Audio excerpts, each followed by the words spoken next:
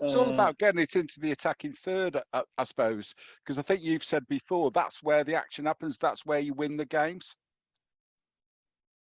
yeah, I mean, Pep, 18 months ago, I was listening to Pep and a Q&A, and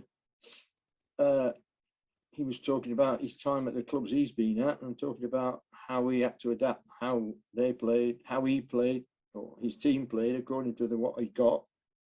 And that's what I think a good manager does. I don't understand this philosophy bit.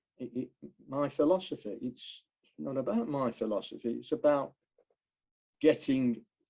arranging a method of playing that optimizes the strength of those you've got at your disposal, and as far as is possible, deals with their weaknesses. So I was equally happy with a goal created at for Notts County. I mean, once at Notts County away at Ipswich, we scored a goal in the first half of the game down at Ipswich. Bobby was manager, and I think the goal which was unheard of in those days. I think it went from keeper to their goal, but it was about 18, 19 passes. And we scored the goal, and Bobby actually got out the dugout, and I knew Bobby because I'd worked with the England teams for some time, and in fact we shared some time in Spain when we were helping Ron Greenwood. And Bobby got out the dugout and actually congratulated us by, just saying, well done. So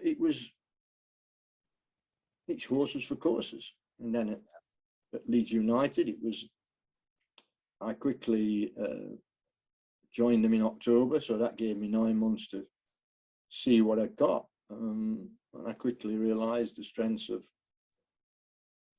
this youngster called David Batty, and the people I brought in, and in particular, Gordon Strachan, and a bit like Sheffield Wednesday, it's very handy to have a character like that, just like Mickey Lyons at Sheffield Wednesday, just like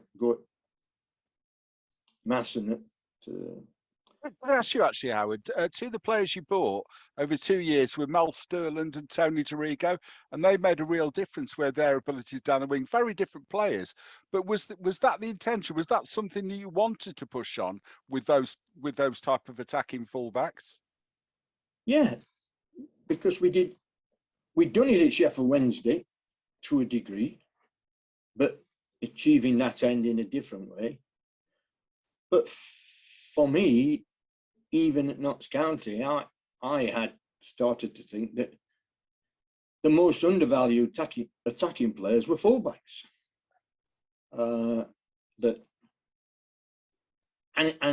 If you bear in mind that at that time, maybe when you were in the other teams, maybe the person who's supposed to deal with the attacking fullback or whatever didn't fancy it too much. Because it was, you didn't do that. It was like, there he goes again. But Mel was,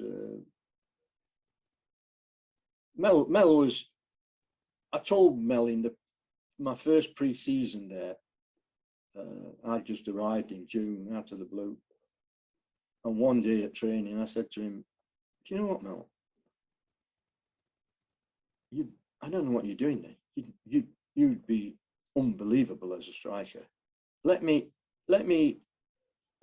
just, no. No. And then, funny at Leeds, I did the same with Gary Kelly. Gary Kelly, right. When I got there, Gary Kelly was a striker come wide player. And when we got to the summer and to pre-season, I said to Gary, all through pre-season, you're going to play right back. And he went, no. I said, seriously, Gary, trust me, you're going to play right back. You're good in the air, you're quick, you're mobile, you're agile. And I'll be frank, I think you'll be a better fullback than you are a wide player. He was once. He was really good. I remember that when he first broke through. The following summer, he's at the World Cup and he's got picked in the World Cup team. Yeah. At the end. Great player. Where they picked the best players from the World Cup, that tournament. And just your ideal player, high performance, low maintenance. Yeah. High performance, reliable, didn't take up a lot of your time because you were low maintenance. Came, trained, listened, asked questions, went home, turned up the next day. And reliable. Massively reliable. Howard, can I just talk a little bit about behind the scenes at Leeds? So when you got there was a massive board of directors. I think there was about 12, and that included council reps. I read somewhere that you thought there were too many people, too many voices. Can you tell me about what it was like? Was it easy to get decisions made in that regime in the early days? It was very easy to get decisions made because of my relationship with Leslie. The reason I went to Leeds was Leslie Silver. Yeah. And the fact that I trusted him to be true to his word with regard to what we'd agreed for over the, first of all, next 5 years and beyond that, even to 10 years.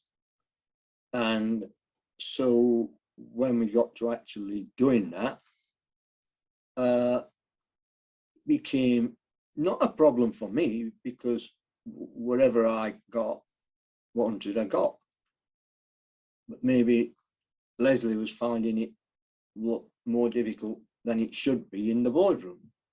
Because if you're sitting at a table, you think you're entitled to a view, which is fair enough.